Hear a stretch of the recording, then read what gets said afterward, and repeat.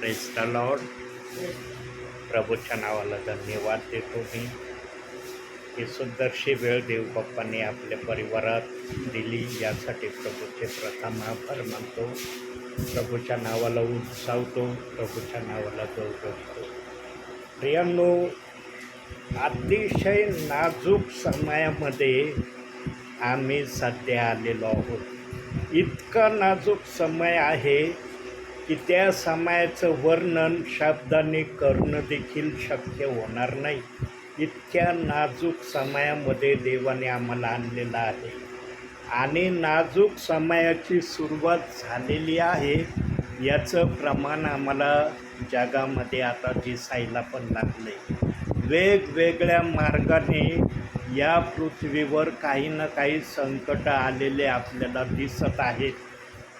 युद्धाच्या माध्यमातून संकट येत आहे किंवा कुठल्या निसर्गाच्या मार्गाने संकट आम्हाला दिसत आहे. पण संकटाची चाहूल सुरू झाली आहे हे वचन आम्हाला सांगत आहे.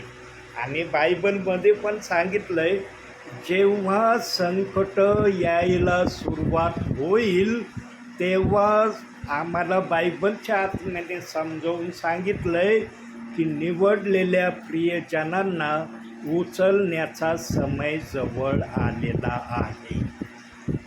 पण आता निवडलेले कोण आहे, बोलवलेले कोण आहे हे आम्हाला माहीत नाही. आम्ही प्रत्येकजण स्वतःला निवडलेला म्हणतो, मी निवडलेला आहे, मी निवडलेला आहे. आपल्या निवडलेल्या म्हणण्याला अर्थ नाही. देवाने निवडलेला म्हणणं महत्त्वाचं आहे आणि देवाने निवडलेला म्हणण्यासाठी काही गोष्टी आमच्या जीवनामध्ये आम्ही करणं गरजेचं आहे. प्रामुख्याने 2 गोष्टी देवबाप्पाने आमच्या समोर ठेवल्यात आणि या 2 गोष्टी प्रत्येक ख्रिस्ती म्हणवणाऱ्या विश्वासणाऱ्याला पाळणं गरजेचं आहे.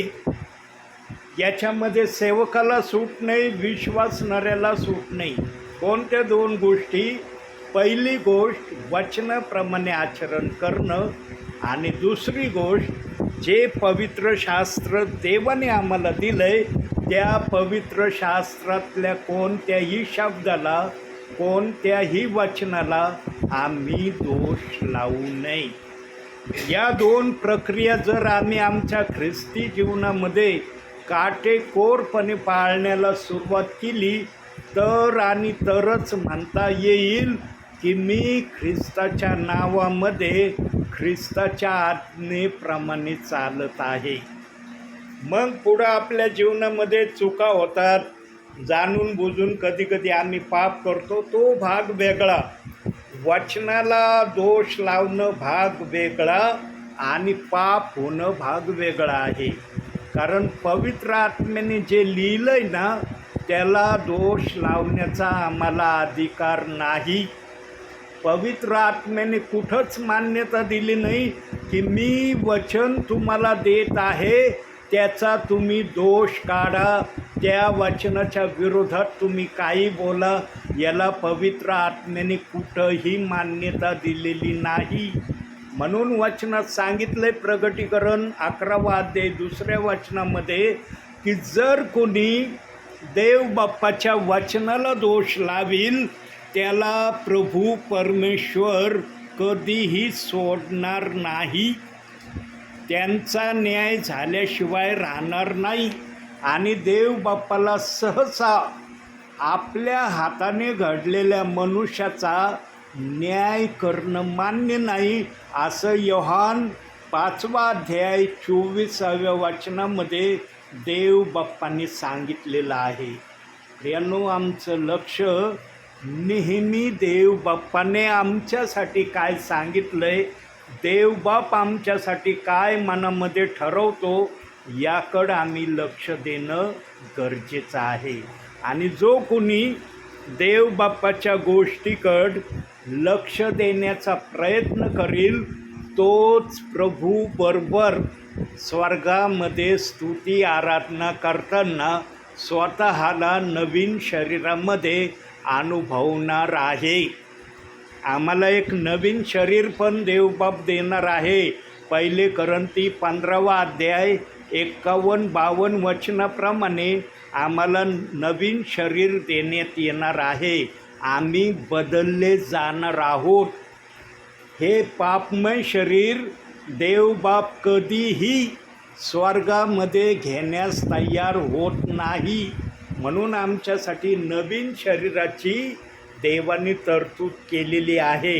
पण आम्ही त्या नवीन शरीराला धारण करण्याप्रत आमचं प्रभूमध्ये वागणं तसं आहे का, आणि त्या वागण्याची सुरुवात व्हावी म्हणून 2 गोष्टी ज्या सुरुवातीला देवबाप बोलला त्या 2 गोष्टी आमच्या जीवनामध्ये आम्ही काटेकोरपणे करणं गरजेचं आहे. म्हणून आज आपण थोडक्यामध्ये एका वचनाकडे लक्ष देणार आहोत. योहानकृत शुभवर्तमान नवीन करारामध्ये योहान 15वा अध्याय 4थं वचन.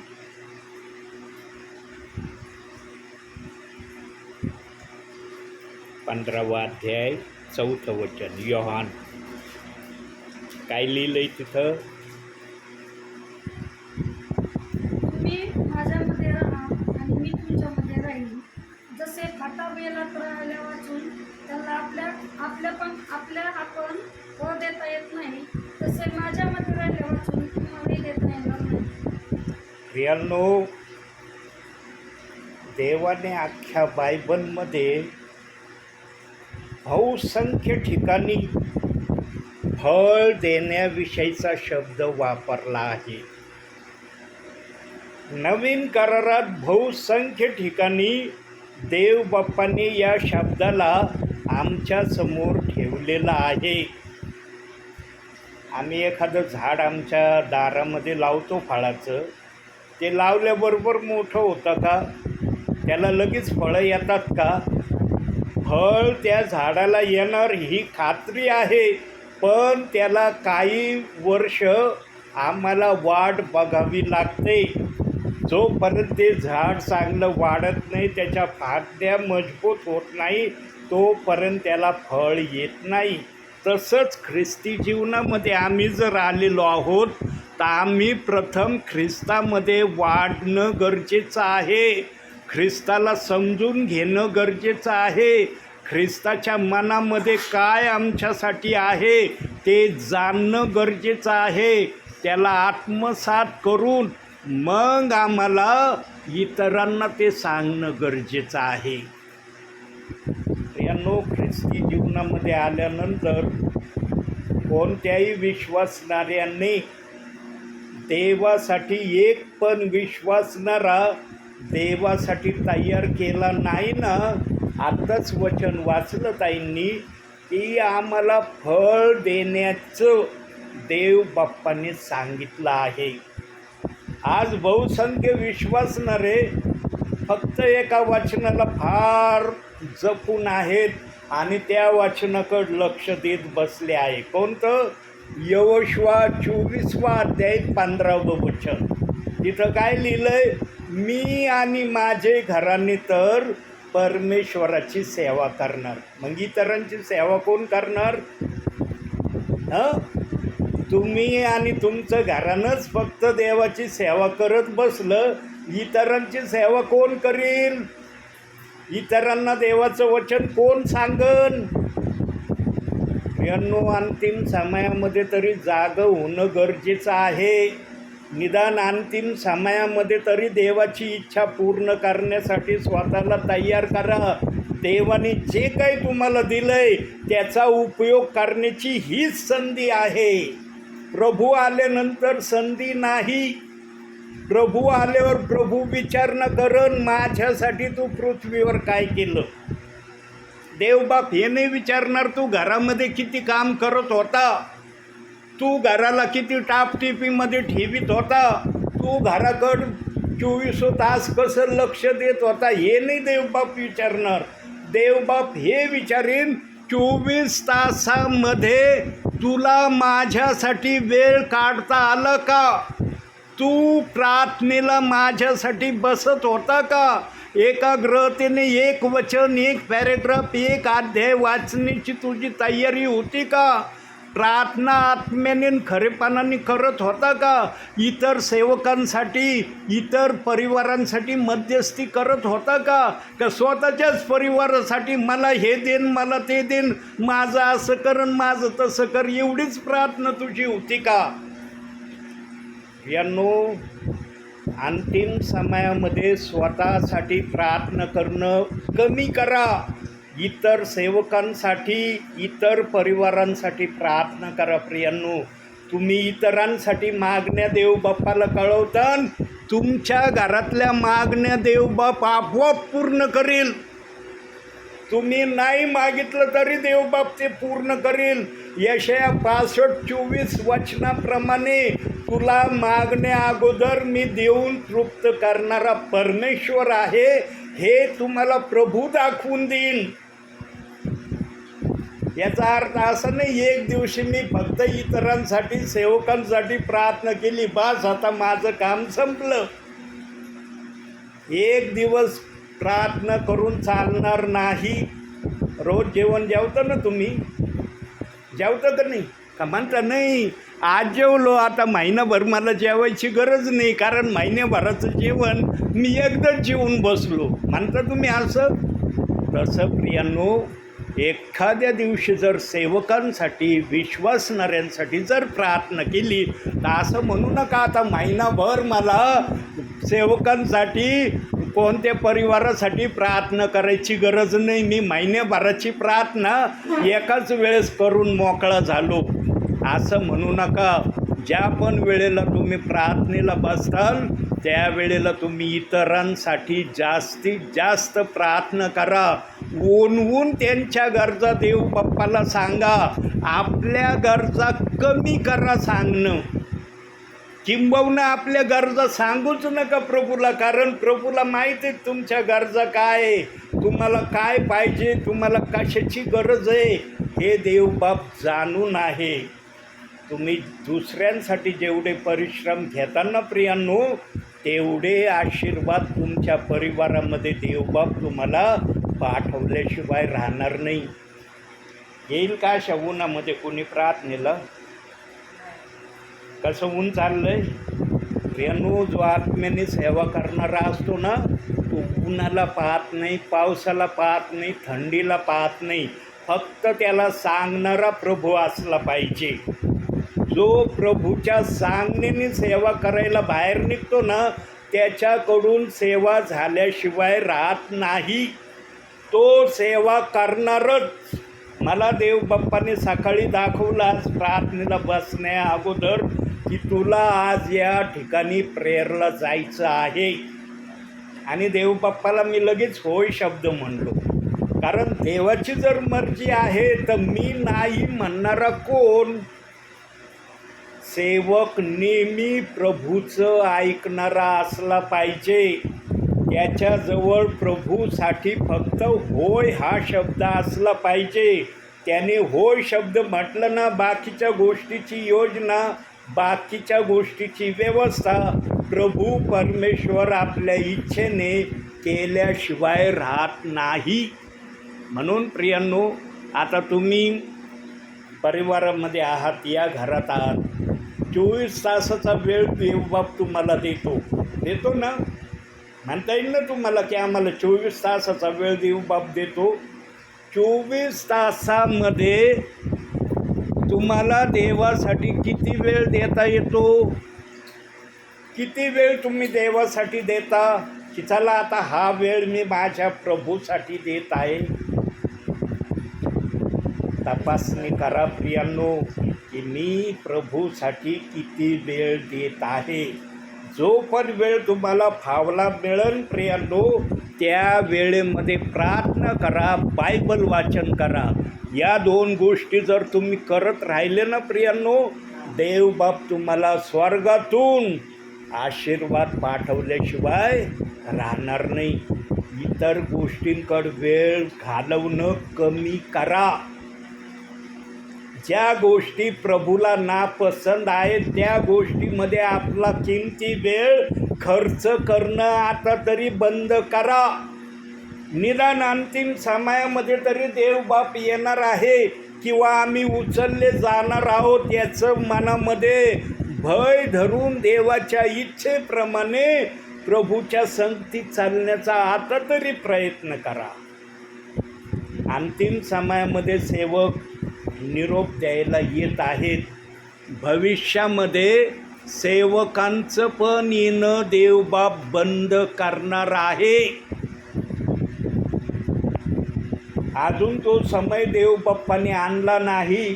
अजून सेवकांचं आपल्या परिवारामध्ये पाठवणं देवबाप करत आहे. पण भविष्यामध्ये सेवकांचं सुद्धा आपल्याकडं येणं बंद होणार आहे. आणि हे केव्हा होणार आहे? जेव्हा वचनाचा दुष्काळ पडणार आहे. दिलंय ना बायबलमध्ये वचनाचा दुष्काळ पडणार आहे. कोणत्या पुस्तकात लिहिलंय? आमोस 8वा अध्याय 11व्या वचनात सांगितलंय, पाण्याचा नव्हे, अन्नाचा नव्हे, तर वचनाचा दुष्काळ पडणार आहे. आणि त्या दुष्काळापर्यंत निवडलेले प्रियजन या पृथ्वीवर राहणार नाही. निवडलेले प्रियजन मत्ते 24वा अध्याय 22व्या वचनाप्रमाणे रॅप्चरमध्ये उचलले जाणार आहे. काय तुम्ही त्या रॅप्चरमध्ये उचलण्यास योग्य स्वतःला तयार करत आहात? काय त्या रॅप्चरमध्ये जाण्याच्या प्रत तुम्ही स्वतःला तपासित आहात? यांनो, रॅप्चरमध्ये जाण्यासाठी सुरुवातीला देवबाप्पाचा आत्मा बोलला ना, 2 गोष्टी करणं गरजेचं आहे. पहिलं म्हणजे वचनाप्रमाणे आचरण करणं आणि दुसरं कोणत्याही बायबलच्या वचनाला दोष न लावणे. तुम्हाला काही एक अधिकार नाही आहे बायबलच्या वचनाला दोष लावण्याचा. देवबाप्पाने तुमच्या हातात बायबल दिलंय, दोष लावण्यासाठी दिलं नाही. ते आचरण्यासाठी, पाळण्यासाठी दिलंय. त्या वचनाच्या विरोधात बोलण्यासाठी नाही दिलं तुम्हाला. काही जण निडरतेने बायबलच्या वचनाला दोष लावतात, काही पण वचनाच्या विरोधात बोलत राहतात. यांनो, इथं तुम्ही जे जे कराल ना त्याचा हिशोब तुम्हाला वरती द्यावा लागणार आहे. आणि वरती जर देवबाप्पाने विचारलं, तू माझ्या वचनाला दोष लावित होता कोणत्या अधिकाराने? काय आत्म उत्तर देईन तुमचा तिथं देवबाप्पाला? इथं बुद्धीच्या प्रेरणेने नाही, मला हे वचन नाही चलत, हे वचन माझ्यासाठी नाही, हे वचन मी मानणार नाही, या वचनाला मी काही किंमत देणार नाही. नका देऊ. कुठं देव मागं लागलंय तुमच्या की किंमत द्या म्हणून? पण जर इथं नाही ऐकलं, वरती देवबाप विचारणा केल्याशिवाय राहणार नाही. म्हणून हा दास तळमळीने घरोघरी जाऊन एवढीच वार्ता सांगत आहे, बायबलच्या वचनाला दोष लावणं थांबवा. बायबलच्या वचनाला दोष लावणं योग्य नाही. देवाच्या आत्म्याने कुठंच बायबलमध्ये ही मान्यता दिली नाही की विश्वासणाऱ्याने, सेवकाने बायबलच्या वचनाला दोष लावावा.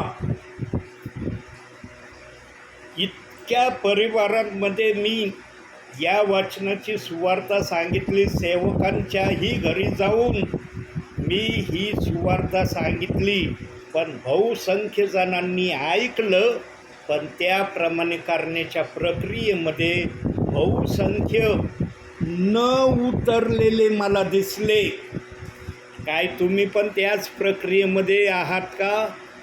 तुम्हाला पण त्याच प्रक्रियेमध्ये जायचं आहे का? फक्त ऐकायचं पण त्याप्रमाणे करायचं नाही, अशी तुमची पण मनाची तयारी तुम्ही केली का? प्रियांनो, जर अशा तयारीमध्ये तुम्ही असाल तर आज प्रभूच्या उपस्थितीमध्ये, देवाच्या समक्षतेमध्ये स्वतः प्रभूसमोर या आणि प्रभूला तुम्ही सांगा, प्रभू, आजपासून मी बायबलच्या कोणत्याही वचनाला दोष लावणार नाही. वचनाला दोष लावणं मी पूर्णपणे थांबवणार. वचनाच्या विरोधात वागण्याची तयारी मी सोडून देणार आणि वचनाप्रमाणे चालण्याची प्रक्रिया मी धरण्याचा प्रयत्न करीन. प्रियांनो, जर या गोष्टी देवाच्या समक्षतेमध्ये तुम्ही जर देवाला सांगितलं तर देवाच्या मनाला तुमच्याविषयी अतिशय समाधान होईल.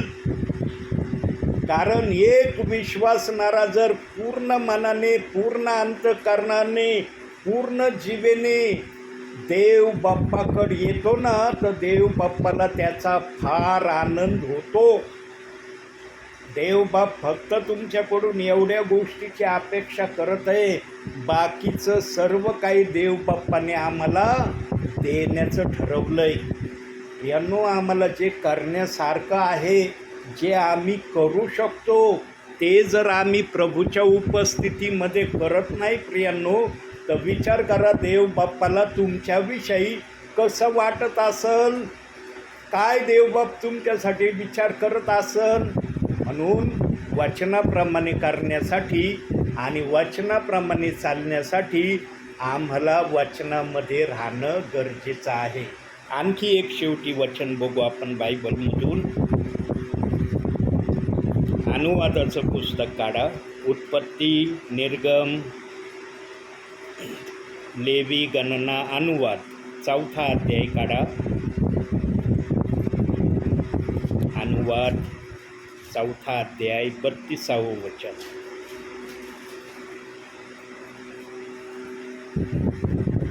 देवाने पृथ्वीवर मानवाला निर्माण केले.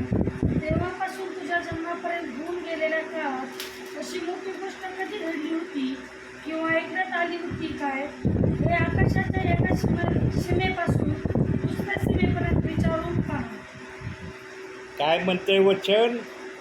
देव बाप्पाने आम्हाला जेव्हापासून घडवलं तेव्हापासून पुढच्या गोष्टी ज्या काही आहेत त्या विचारण्याची आम्हाला अनुमती देण्यात आलेली आहे. देव बाप्पाने मनुष्याला फक्त देवाचं ऐकण्यासाठी घडवलं होतं. मी सांगन त्या मार्गाने चालायचं, मी बोलेल त्याच गोष्टी बोलायच्या. पण मनुष्य आज त्या गोष्टीच्या जरासा पुढं स्वतःला घेऊन चाललेला आहे. आणखी एक वचन बघूया. अनुवादच 5वा अध्याय 32वं वचन. 5वा अध्याय 32वं वचन.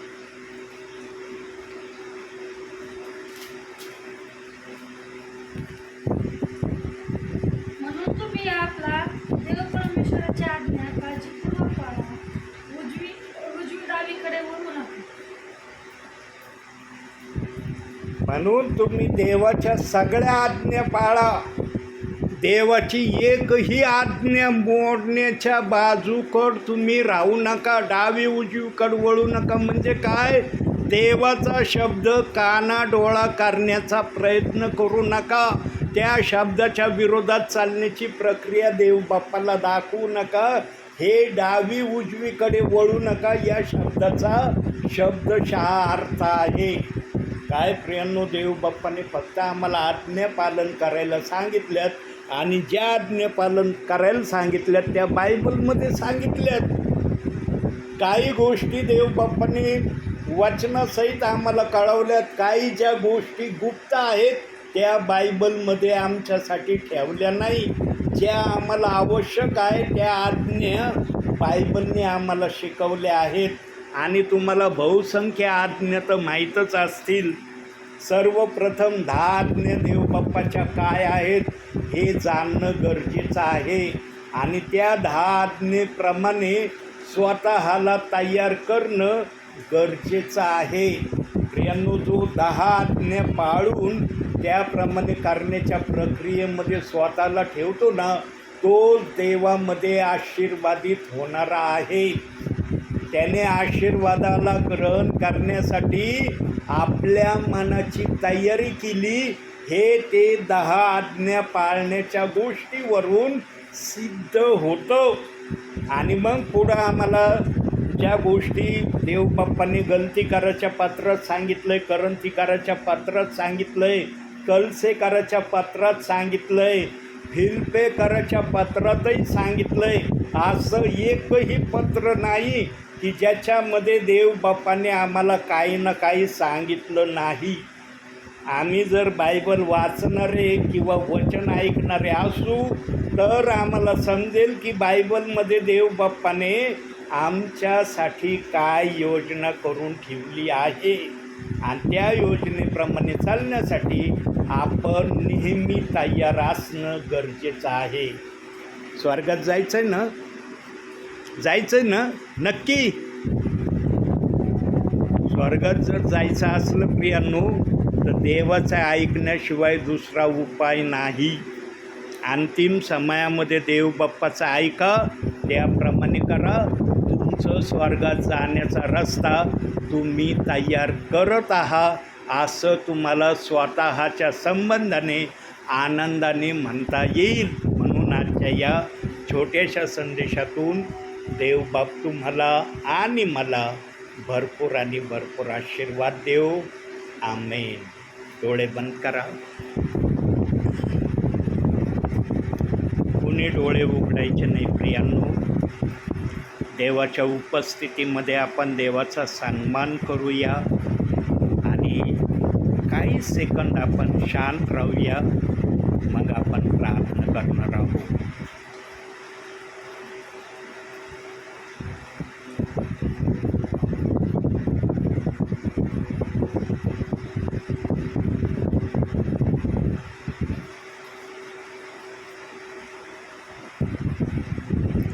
प्रार्थना करूया.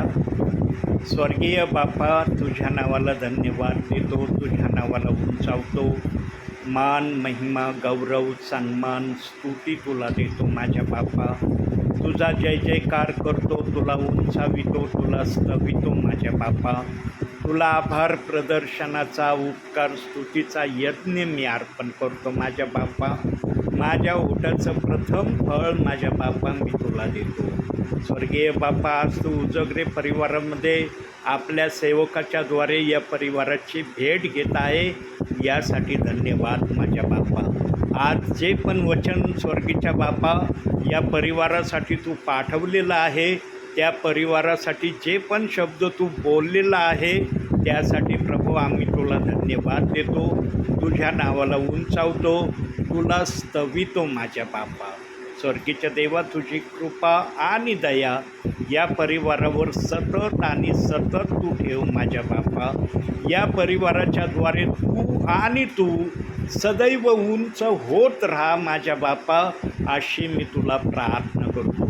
तुझी कृपा बाप्पा आजपर्यंत या परिवारामध्ये तू ठेवलेली आहे. आजही या घरात या प्रियजनांमध्ये तुझा शब्द जर सेवकांच्याद्वारे ऐकवला जात आहे तर स्वर्गीय बापा आजही तू या परिवारामध्ये भेटायला येत आहे आणि या परिवाराला तू आपल्या राज्यामध्ये घेण्याची तयारी करत आहे, हे ते प्रमाण आहे. आज सेवक आत्म्याच्या प्रेरणेने परिवारामध्ये सेवेला जात आहे. त्याचं मुख्यत्वे कारण हेच आहे की देवाच्या राज्यासाठी देवाचे लोक आत्म्याने आणि खरेपणाने तयार व्हावे, हा मुख्य हेतू आणि उद्देश तुझा आहे माझ्या बापा. या परिवारातले सर्व लहान थोर प्रियजन तुझ्या कृपेच्या हातात देतो माझ्या बापा. प्रत्येकाला सहाय्य कर, प्रत्येकाच्याद्वारे तू आणि तू उंचावला गौरवीला जा माझ्या बापा, अशी मी तुला प्रार्थना करतो. स्वर्गीच्या देवा, हे घर, ही जागा सदैव आशीर्वादाने भरलेली ठेव माझ्या बापा. प्रभूची शांती या जागेत राहू दे माझ्या बापा. या घरातल्या तेला मिठा पिठाला आणि सर्व वस्तूंना तू सदैव आशीर्वाद दे. या घराच्या सभोवती तुझे दूत यांच्या रक्षणासाठी सदैव तू उभे कर, अशी ही प्रार्थना करतो.